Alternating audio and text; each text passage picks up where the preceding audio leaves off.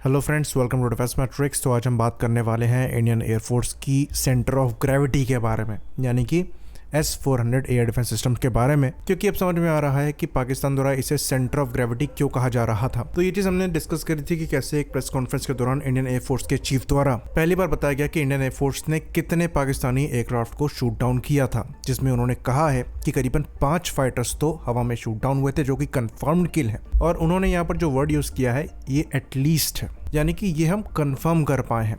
बाकी उन्होंने एक बड़े एवैक्स या फिर एलेंट प्लेटफॉर्म के शूट डाउन होने की भी पुष्टि करी है, जो कि 300 किलोमीटर की रेंज में हुआ है, जिसे longest known surface to air kill कहा जा रहा है। तो ये सारी हवा में किल्स है जहां पर एयरक्राफ्ट शूट डाउन किए गए हैं। बाकी इनके कई ड्रोन्स, UAV, लॉयटरिंग मिशंस भी शूट डाउन किए गए हैं, पर फाइटर्स जो इनके शूट डाउन किए गए हैं ये सब S-400 द्वारा किए गए हैं। तो ये चीज़ एयरफोर्स चीफ ने स्पेसिफिकली कही है कि इनके जो फाइटर्स हैं ये MR सैम और आकाश सैम के सर्कल तक पहुंच ही नहीं पाए थे। डेफिनेटली आकाश सैम ने इनके कई ड्रोन्स को शूट डाउन किया है, सेम MR सैम के साथ भी है, लेकिन S-400 ने इनके फाइटर प्लेटफॉर्म्स को निपटाया है, इवन एवैक्स को भी निपटाया है, जिसकी वजह से पाकिस्तानी एयरफोर्स पूरी डिफेंसिव हो गई थी। और ये चीज़ हम पहले भी वीडियोज़ में बता चुके हैं।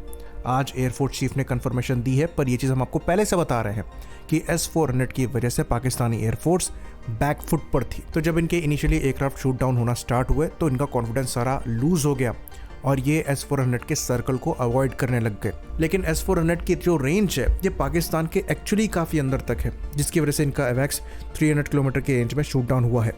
इसलिए इनको यहाँ भी परेशानी आ रही थी कि अपने स्टैंड ऑफ वेपन्स को लॉन्च कर पाएँ, जिनकी खुद की रेंज 150 किलोमीटर के अप्रॉक्स की थी, और इसलिए अपने पेलोड को गिरा भी नहीं पाए। इवन जो CM-400 मिसाइल है, जिसको ये हाइपरसोनिक मिसाइल कहते हैं, उसकी खुद की रेंज 300 किलोमीटर से कम है। तो जो S-400 की 40 N6E मिसाइल है ये उससे भी लॉन्ग रेंज में टारगेट को इंटरसेप्ट कर सकती है। तो ये जो 300 किलोमीटर की रेंज में इंटरसेप्शन हुआ है, इसने पाकिस्तानी एयरफोर्स का कॉन्फिडेंस पूरा नीचे कर दिया होगा। एयरफोर्स चीफ ने खुद कहा है कि अच्छा खासा पाकिस्तानी फॉर्मेशन जो है वो अटैक करने की तैयारी कर रहा था, लेकिन पहली मिसाइल फायर होने के बाद पूरा का पूरा फॉर्मेशन चितर बितर हो गया, और इसलिए डर के मारा ये S-400 के 300 किलोमीटर के रेडियस तक नहीं आ रहे होंगे, जिसकी वजह से इनके वेपन्स जो हैं ये ढंग से फायर नहीं हो पाए, ना ही टारगेट के आसपास भी पहुंच पाए, और इसलिए इनको कोई भी सक्सेस नहीं मिली है।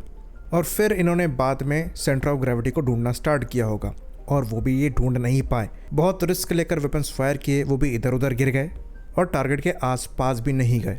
तो ये शोकेस करता है कि S-400 एक कितना कैपेबल सिस्टम है।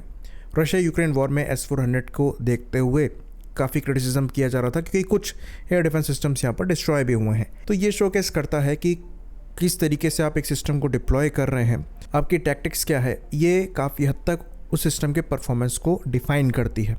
Same air defence system India द्वारा भी इस्तेमाल किया जा रहा है, same air defence system Russia द्वारा भी इस्तेमाल किया जा रहा है।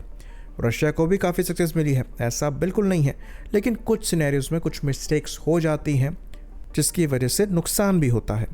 पर ओवरऑल S-400 बहुत कैपेबल सिस्टम है, इवन वेस्ट में भी इसे बहुत बड़ा थ्रेट माना जाता है। तो कुछ चाइनीज़ डिफेंस एक्सपर्ट ये तक क्लेम कर रहे थे कि चाइना ने पाकिस्तान को ट्रेनिंग प्रोवाइड कराई है S-400 एयर डिफेंस सिस्टम्स को डिस्ट्रॉय करने की, क्योंकि चाइना के पास ये एयर डिफेंस सिस्टम है तो डेफिनेटली ये पाकिस्तान को इसके अगेंस्ट में ट्रेन कर सकते हैं। साथ में इसके सारे परफॉर्मेंस पैरामीटर्स को भी पाकिस्तान के सामने इन्होंने रखा होगा। तो ये भी शोकेस करता है कि जो चाइना द्वारा ट्रेनिंग प्रोवाइड कराई गई है उसमें थोड़ी कमी रह गई, ये सेंटर ऑफ ग्रेविटी ढूंढ नहीं पाए। तो S-400 की रोबस्टनेस जो है ये क्यों है, इसे हम पहले डिटेल वीडियो में डिस्कस कर चुके हैं। ये सिस्टम काम कैसे करते हैं, यहाँ पर जो रेडार्स हैं उनकी रेंज क्या है, परफॉर्मेंस पैरामीटर्स क्या है, मिसाइल्स यहाँ पर कितने टाइप के इस्तेमाल करे जाते हैं, कितने रेंजेस की हैं, क्या स्पीड है, क्या मैक्सिमम सर्विस सीलिंग है, ये सब हम डिटेल में डिस्कस कर चुके हैं।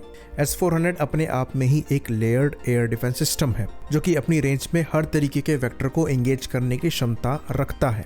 साथ में यहाँ पर जो पावरफुल रेडार दिया गया है ये एक्सट्रीम रेंजेस में टारगेट को इंटरसेप्ट कर सकता है, ट्रैक कर सकता है और मल्टीपल मिसाइल्स को गाइड भी कर सकता है। बाकी इस पूरे इंसिडेंट से एक चीज़ भी साफ हो जाती है कि कैसे जो मॉडर्न एयर कॉम्बैट है वो पूरी तरीके से चेंज हो रहा है। पहले फोकस था डॉग फाइट्स पे, उसके बाद धीरे धीरे BVR कॉम्बैट के एरा में हम एंटर किए सेमी एक्टिव मिसाइल्स के साथ। फिर जो सरफेस टू एयर मिसाइल्स हैं ये भी मीडियम रेंजेस में टारगेट को इंटरसेप्ट करने के लिए कैपेबल हो गई। अब एयर टू एयर कॉम्बैट में भी लॉन्ग रेंज के BVR मिसाइल्स आ गई हैं, और जो सरफेस टू एयर मिसाइल्स हैं ये भी लॉन्ग रेंज में सक्सेसफुल इंटरसेप्शन करने में सक्षम है। तो कई केस में एयर टू एयर कॉम्बैट के रोल को तो एलिमिनेट भी कर दिया जा रहा है, जो कि यहाँ पर दिखाई दिया। अगर आप 300 किलोमीटर की रेंज में सरफेस से ही एरियल टारगेट को एंगेज कर पा रहे हैं तो ये आपको किसी भी एयर टू एयर मिसाइल से ज़्यादा कैपेबिलिटी प्रोवाइड कराता है। तो एयर डिफेंस सिस्टम्स का फ्यूचर में कितना महत्व होने वाला है वो यहाँ से पता लगता है। और ये खाली इंडिया और पाकिस्तान के कॉन्फ्लिक्ट से ही नहीं, बल्कि इजराइल और ईरान के कॉन्फ्लिक्ट में भी देखा गया था। और इसलिए इंडिया द्वारा एयर डिफेंस सिस्टम्स पर इतना हैविली इन्वेस्ट किया जा रहा है। हम हर तरीके के एयर डिफेंस सिस्टम्स को बना रहे हैं। हम ऐसे एयर डिफेंस सिस्टम्स को डेवलप कर रहे हैं जिसको सीड और डेड ऑपरेशंस के अंतर्गत नाकाम करना बहुत ज़्यादा मुश्किल हो। अगर आप QR SAM और आकाश NG के स्ट्रक्चर को देखेंगे तो यहाँ पर एक फायर कंट्रोल रडार नहीं दिया गया है कि आप उसको डिस्ट्रॉय करके पूरे सिस्टम को डिसएंगेज कर देंगे। वहाँ पर मल्टीपल फायर कंट्रोल रडार्स दिए गए हैं, सर्विलेंस रडार दिए गए हैं, जिसकी वजह से इनको डिसएंगेज करना बहुत ज़्यादा मुश्किल हो गया है। इवन मिसाइल अपने आप में कैपेबल हो गई है। इनमें खुद के सीकर भी लगे हुए हैं, साथ में डेटा लिंक कैपेबिलिटी दी गई है, जिसकी वजह से ये दूसरे अवेलेबल रडार से भी टारगेट इनपुट ले सकते हैं। तो एक नेटवर्किंग एनवायरनमेंट में जहाँ पर आप मल्टीपल सर्विलेंस रडार का इस्तेमाल कर रहे होंगे, फायर कंट्रोल रडार का इस्तेमाल कर रहे होंगे, जो कि डिफरेंट एयर डिफेंस सिस्टम्स के हैं, वो जब आपस में कनेक्टेड होंगे तो किसी भी एयर डिफेंस सिस्टम को न्यूट्रलाइज करना ऑलमोस्ट इम्पॉसिबल हो जाएगा। इवन फ्यूचर यहाँ तक है कि आपका जो एयरक्राफ्ट फ्लाई कर रहा होगा वो भी सरफेस टू एयर मिसाइल को गाइडेंस प्रोवाइड करा सकता होगा। इमेजिन करिए एक Su-30 MKI फ्लाई कर रहा है और इसका पावरफुल विरूपक्ष रडार 300 किलोमीटर की रेंज में एक अवैक्स को स्पॉट करता है। तो ग्राउंड से S-400 की 40 N-6E मिसाइल लॉन्च होगी और उसको Su-30 MKI गाइडेंस प्रोवाइड कराएगा अवैक्स की तरफ। तो एयरक्राफ्ट को इतनी हैवी लॉन्ग रेंज की मिसाइल कैरी करने की रिक्वायरमेंट भी नहीं होगी। ये फ्यूचर है और इसलिए हमारे द्वारा एयर डिफेंस सिस्टम्स पर स्पेसिफिकली काम किया जा रहा है। हम हर रेंज के एयर डिफेंस सिस्टम्स को बना रहे हैं और इतने कैपेबल एयर डिफेंस सिस्टम्स को बना रहे हैं जो कि आप सीड और डेड ऑपरेशंस के अंतर्गत न्यूट्रलाइज नहीं कर सकते।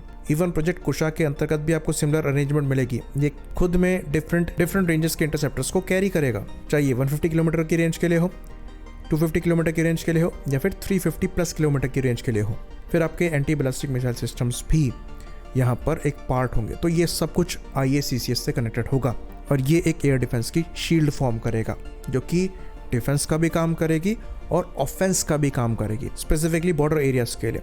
तो अच्छी खासी चांसेस यहाँ पर नज़र आते हैं कि इंडियन एयरफोर्स S-400 के कुछ नंबर्स बढ़ा भी ले। बाकी S-500 को लेकर भी कुछ न्यूज़ आ रही थी। तो फ्यूचर यही है और अच्छी बात यह है कि हमारा फोकस भी यही है। पर इसके पैरेलल में आपको जो फाइटर प्लेटफॉर्म है उन पर भी अपग्रेड करना पड़ेगा और उनके एयर टू एयर आर्सेनल को भी अपग्रेड करना पड़ेगा, जिसके बारे में हमने विस्तार से बात करी हुई है। आपको लॉन्ग रेंज BVR मिसाइल्स चाहिए, जो कि हम फिलहाल लैक कर रहे हैं। अच्छी बात यहाँ पर यह है कि हम domestic long range BVR missiles को डेवलप कर रहे हैं, जैसे कि अस्त्र Mark 1, Mark 2 और SFDR या फिर गांडीव हो गई, जिसमें आपको डेटा लिंक कैपेबिलिटी मिल रही है, जो कि कोऑपरेटिव एंगेजमेंट करने में सक्षम है। पर इस चीज़ पर थोड़ी गति बढ़ाने की रिक्वायरमेंट है। आई होप इन्फॉर्मेशन यहाँ पर क्लियर रही हो। इसी बात पर इस वीडियो को हम खत्म करेंगे। लाइक करिए, सब्सक्राइब करिए। जय हिंद।